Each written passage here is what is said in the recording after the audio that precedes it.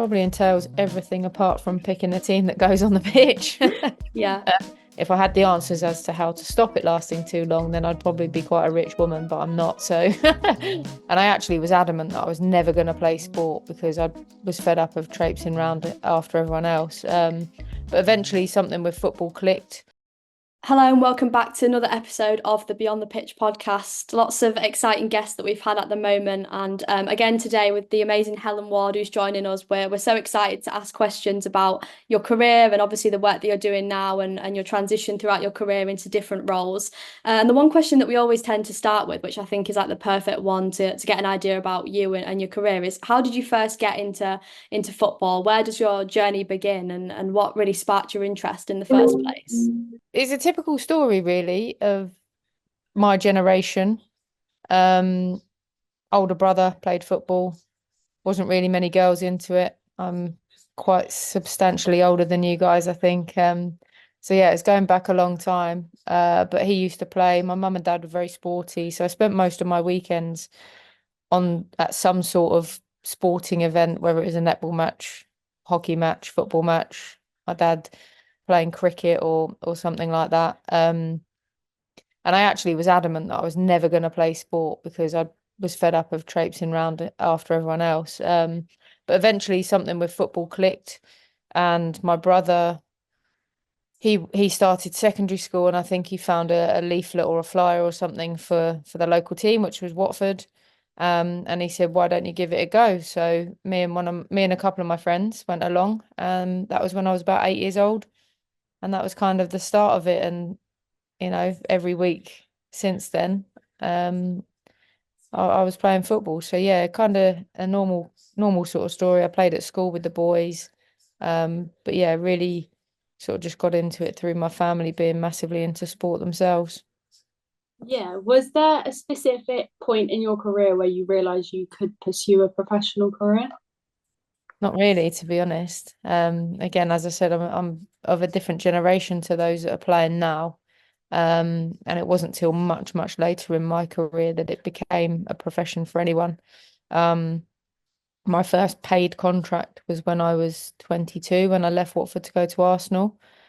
And even then, that was sort of a nominal match fee. You got paid if you played, and if there was no game, that was it. So in the off season and weekends where there were no games, you didn't get any pay, you didn't get paid to train or anything like that. But that, at that point, that was fine. I was over the moon to be getting anything, to be honest, and it was on top of whatever you were doing as a job. It wasn't till I think what you're looking at 2014, 2015, maybe. Maybe a couple of years before that when clubs started to go professional and full time. I never actually signed a professional contract myself. I was never considered a full-time footballer, even though I was technically doing that. I was never actually a full professional. Um, so yeah, my career really, I never saw it as a viable option. I've always had a job alongside it. The last few years it was at Watford doing bits and bobs. But I was never paid solely to be a footballer. So I guess the answer to that question is no, I never saw it as a viable option at all. I mean, you've had an amazing career also internationally for Wales as well, but what did made you ultimately decide to represent Wales after having played for England's under 23s? It was a conversation with one of the coaches, really. I'd been to, as you said, a couple of under 23 camps with England, and it's no one's fault. There's nobody to blame, but it just didn't ever fit right. I never felt part of it. I don't know if that's because I never got any call ups sort of in the younger age groups. So I was never involved at sort of under 17s or under 19s, whereas a lot of the girls on camp had gone through the sort of all the age groups. So I don't know if that was part of it. I didn't really feel like I suited the way they played at the time, perhaps. And yeah, it didn't really feel right. And I'm quite a homely person. So if I was away from home and also not enjoying the football, it just made camps quite difficult for me. Um, and then a chance conversation came up with my coach who was at Watford, but also the assistant manager for Wales. And he sort of said, half jokingly, do you have any any Welsh grandparents, or do you qualify for Wales at all? And I said, well, yeah, actually, my mum's parents were both born in Wales. And um, he said, well, what do you think? And another of my teammates, Sally Wade, she was playing for Wales too, and she'd been on a few camps, and she said, honestly, it's the best thing you'll do. You've got to come along and have a go and meet everyone and see what you think. And from the minute I stepped into the room with the team and the coaches, I just felt instantly at home. I can't explain it. I felt like I belonged. Um, and they were so welcoming and appreciative of me being there. And yeah, just from the minute I got there, it just clicked, and I felt like I'd found my real home.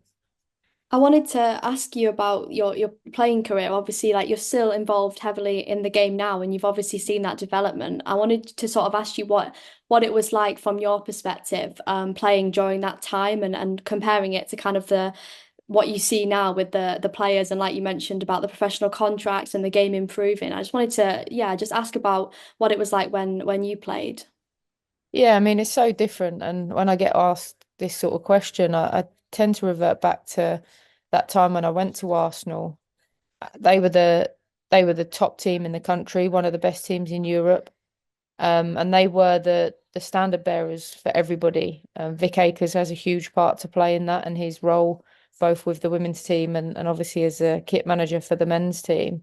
Um, and his relationship with the club then made the whole relationship of the women's team and the men's side really close. And what makes me smile now is that that was at the top of the game, and we were training twice a week in the evenings and playing on a Sunday. And that was the top. Whereas now you look at any team in probably tier 4 and above, and they'll be training at least twice a week and playing on a weekend. And that's kind of where we're at now. Whereas that was the top. The top's now up here, but everybody's caught up to that same level. Um, and I think that's testament to everybody's hard work. But I look now and I think of the opportunities that players have got, whether it's going into pro game academies at 16, 18, 21s. Um, they've got football every day. They've got opportunities to go and earn a living out of playing football, or being involved in football, in women's football in another capacity, whether it's in the media side, whether it's physio, anything that you can think of to do with a football club. Now that's an opportunity in the women's game. And I often get asked if I wish my career was 15 years later. And the honest truth is that no, I don't, because I've had some unbelievable experiences and I've managed to represent my country over 100 times. I've played for the likes of Arsenal and Chelsea as well as Watford. I don't know if I'd get that opportunity if I was coming through now, whether, if I'd be good enough, if I'd cope with the demands of professional football. So I've got no kind of regrets. I mean, I know it's not really a regret because it wasn't in my control, but I don't have any problem with how my career went. But it's really exciting to still be involved in the game where it is now. And obviously I've been able to carry on and have a career beyond the playing side of things. So it's incredible to see the rise. I think there's still loads of work to do. There's still so far the game can go. But people like yourselves and the media coverage, it's fantastic for everyone involved. And the more we get of that, the higher standards we'll get in every area, whether that is the medical side, the performance side, the media. Every little thing is going to keep creeping up, and I don't want us to ever settle or be grateful for where we are. And that's part of my role now, is to try and make sure that doesn't happen and that we keep pushing, but also respecting the fact that it is still a young sport in comparison to men's football, and we don't want to start doing things that we're not ready for.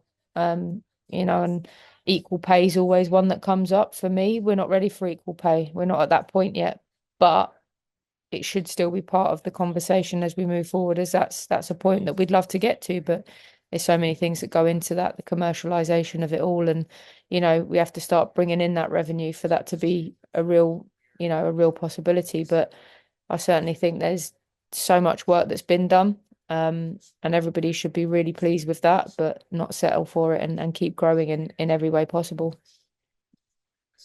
I mean, you've mentioned also the different roles in women's football apart from being a player, and you were the general manager for Watford from 2023 until this year. So how was the process from being a player to being a general manager for you? Yeah, it was tricky. It wasn't a role that I really had my eye on at all, if I'm honest, until the day that it was mentioned to me. I obviously wanted to stay in the game in some capacity, and Watford being the club that is so close to my heart, it would have been, I always thought it'd be nice to stay involved in some way. I wasn't sure what that looked like. I thought maybe sort of an ambassadorial media type thing. And then the question got put to me about being the general manager, and at first I was like, that's not a bit of me. That's not what I see myself doing. But the more I thought about it, the more conversations I had, and the more I felt the belief really from the club in me.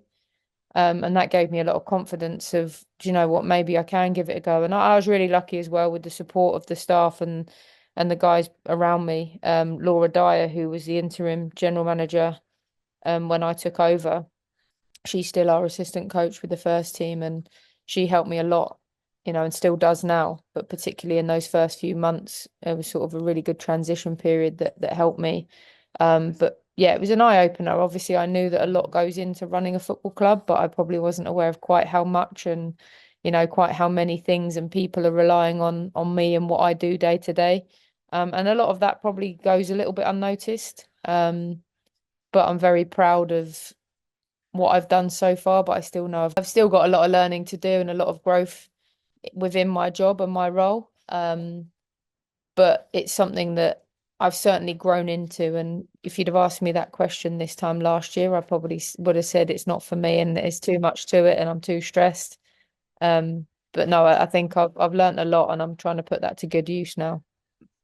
Yeah, I wanted to ask about Watford as a club for people who maybe aren't so aware. And you've obviously spent a significant amount of your career there, as a player, and then obviously moving into the roles that you've had. Like, how would you describe Watford as a club, and like what's like kept you there this whole time? Um, I think a lot of what the public get to see is pretty spot on. It is a community club. I think it's known as the original family club from way back when Graham Taylor and Elton John were running things, and that's very much the case. It's at the heart of the community. It's not a massive club, but for the size of the town, it's really, really big. And it's a club that just it looks after its people, for the most part, whether that's somebody that's playing for the club, whether that's someone that's a member of staff in the office, whether it's its fans. They really do try to put the people first, most of the time, if not all of the time. And that's part of why I wanted to carry on being part of it.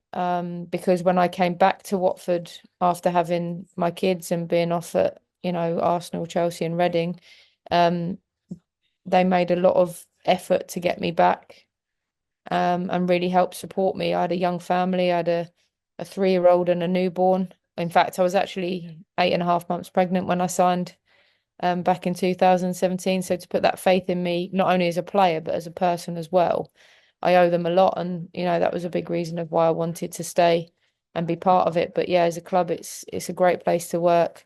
There's so much talk about women in football, and not just in the women's side of the club. There's a lot of women in the office and in other roles at the club. It's very much a forward thinking club that takes, things like equality and diversity, inclusion, takes those things really, really seriously. And as I said, it puts the people first, and that means a lot. And it's a sort of philosophy and morals that align with myself. Just staying on the topic of Watford and obviously that idea of diversity and inclusion, recently announced a partnership with Sound of Goal, to raise awareness for people within that background to get involved in sport. Personally, how important do you think that it is that girls growing up can see someone like them breaking the barriers that have unfortunately held so many people back? Oh, it's massive, and whether that's in football or any other walk of life, if you don't see someone that looks like you and that you can resonate with, you see it as an impossible dream. And that's the same, you go back to the start of my career, I didn't really see many women playing football. And then suddenly you become that person.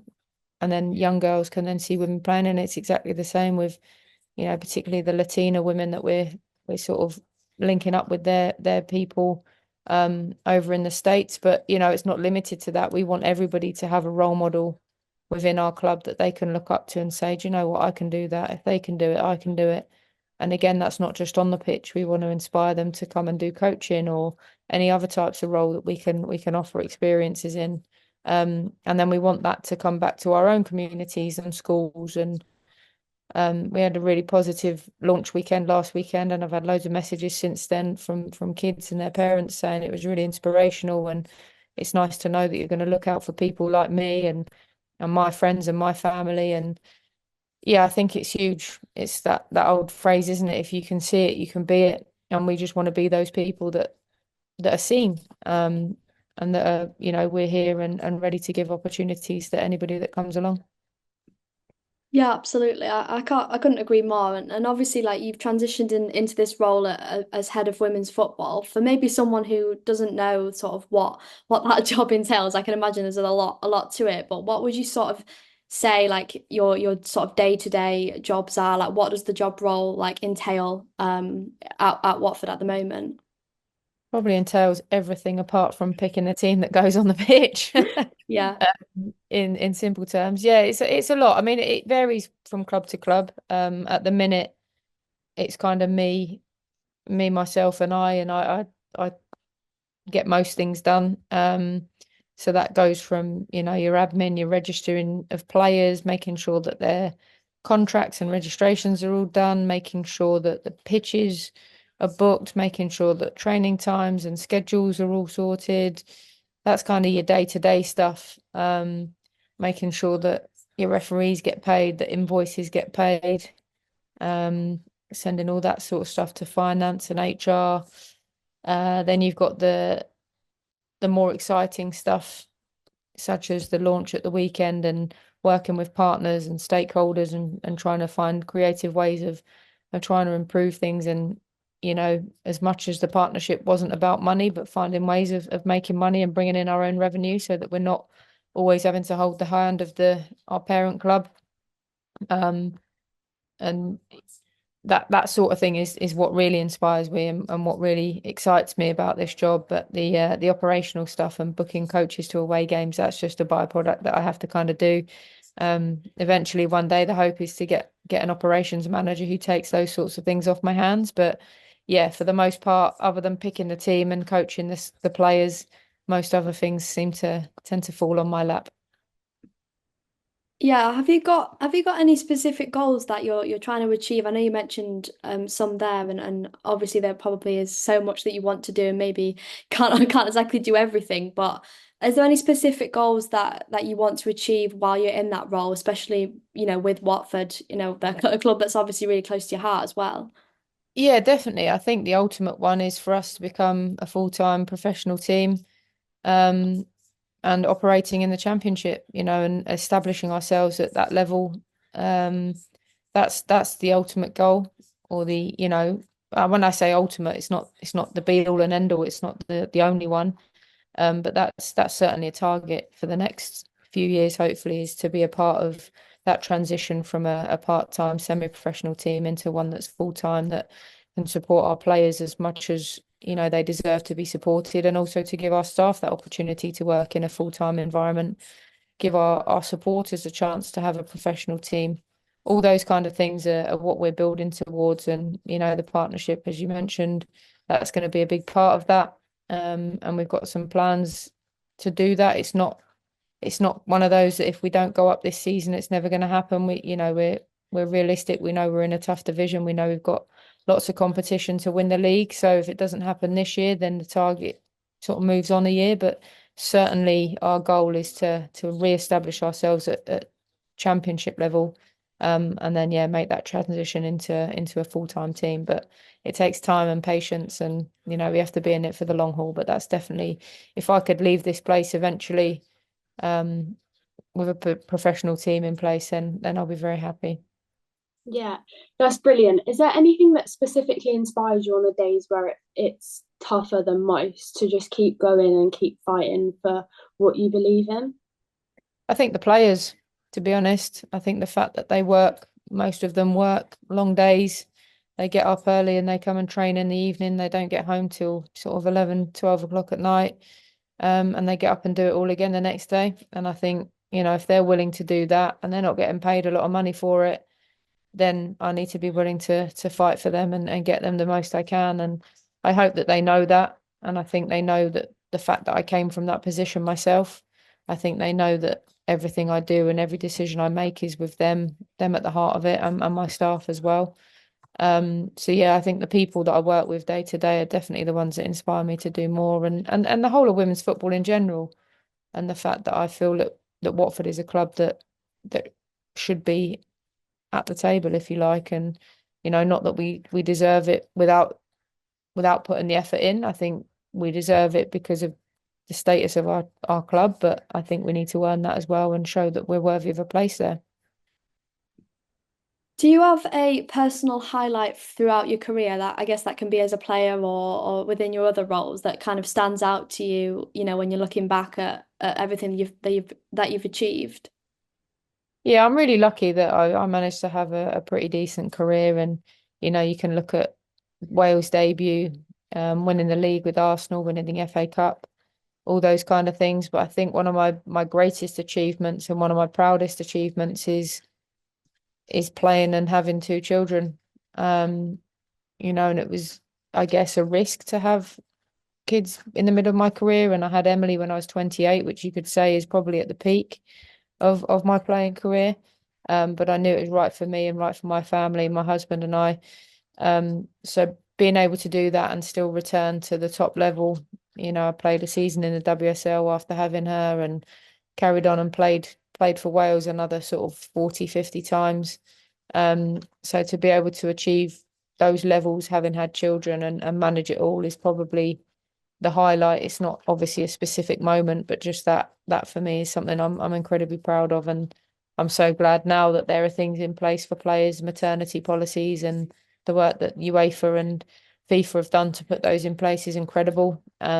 It's something else that I'm proud to have been a small part of in different stages. But yeah, I think being a footballing mum is quite a cool thing to say. Yeah, is there anything specific that you think needs to be done for those female footballers that are going off and having children? Just support.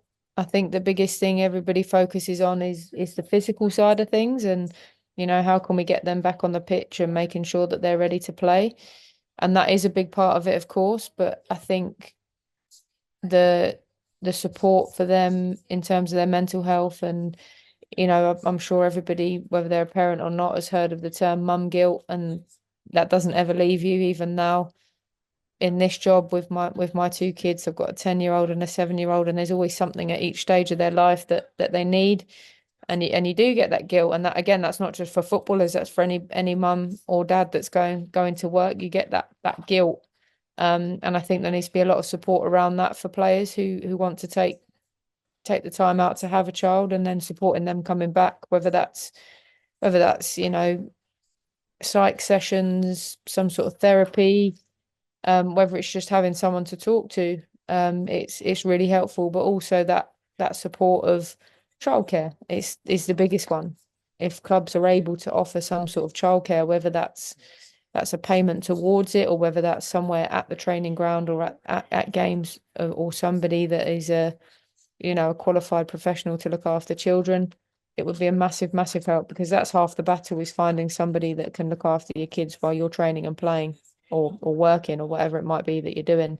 So that would be a huge area of support, and probably the biggest barrier to people having children.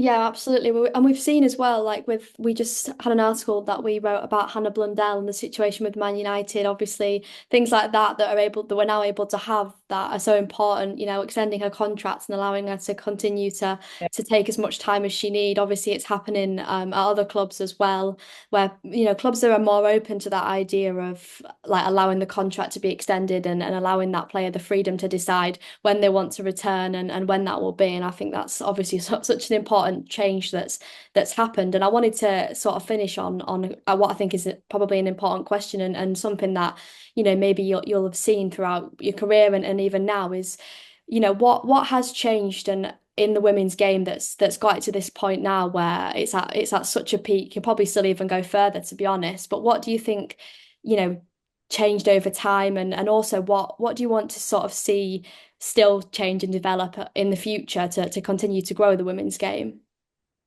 I think the biggest thing is the coverage, and the people putting the women's game out there. I think that's been the biggest change, and everybody now knows that it's happening. Of course, not everybody loves it, and that's fine. Not everybody has to love it. But I think it's trying to take away some of those negative stigmas around women's football. And, if you've got an opinion on it, that's fine, but you don't have to express it just because you don't want it on your TV or on your timeline.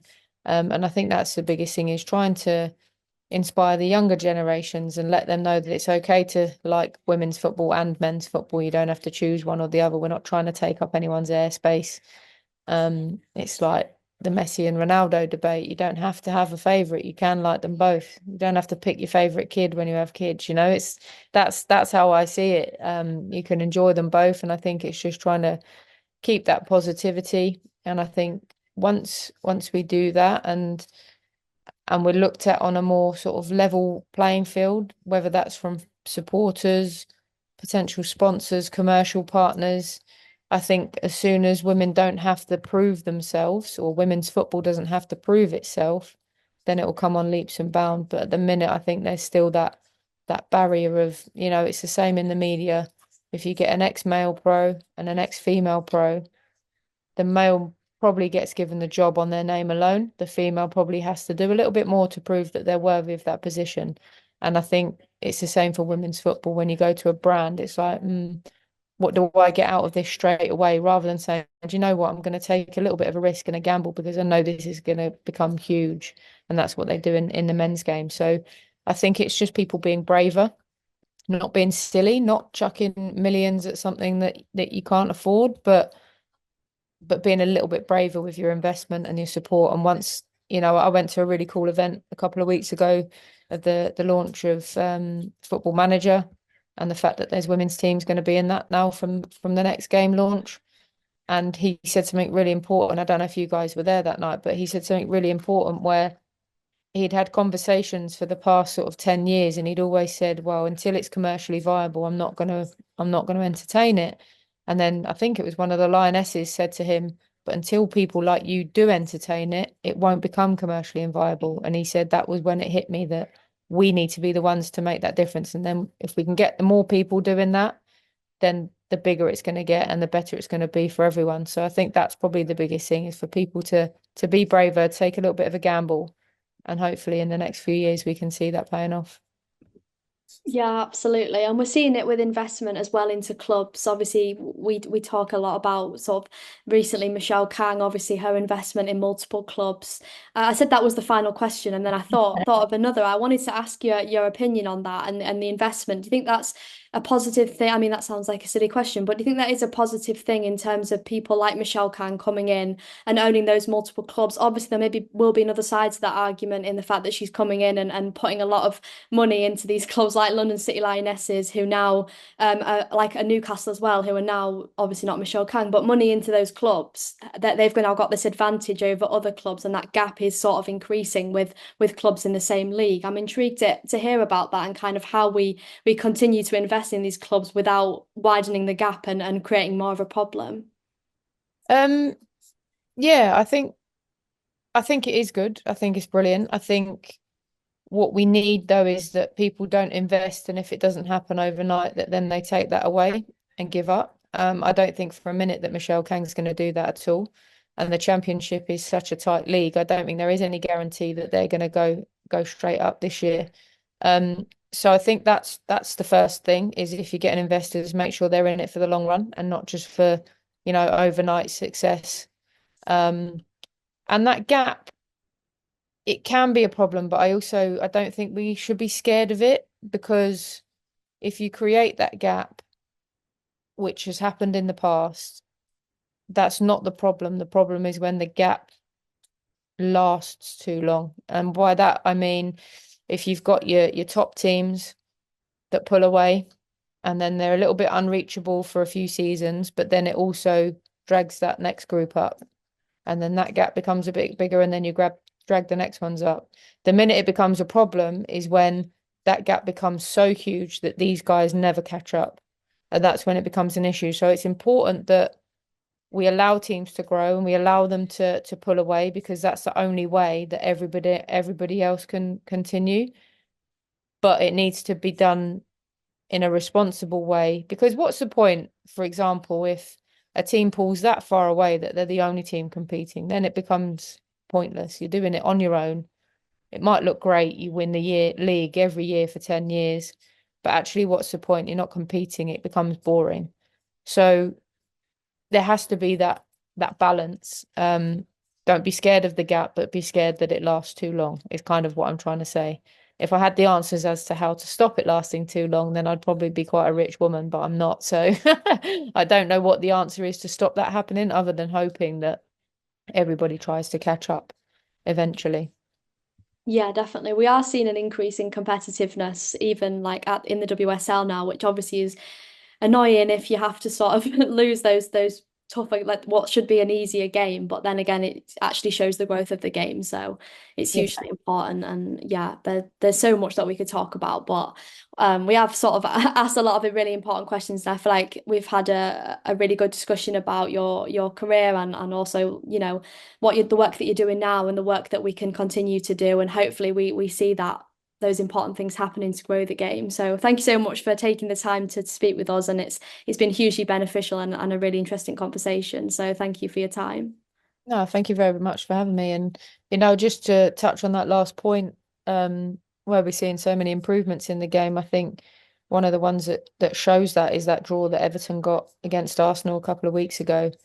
We're seeing such an improvement in the coaching of teams. And okay, they didn't look like they were necessarily going to go on and win the game, Everton, but the level of coaching and the level of tactical awareness from players and staff is come on so much now that you can see that in every level of football, that you're able to compete and get points against teams that once were out of reach. And that shows that gap, although financially Everton are probably nowhere near Arsenal, but they've invested in the right people in the right places, and they've got themselves a point at the Emirates. So there's more to investment than just purely money, and I think that's important to remember as well.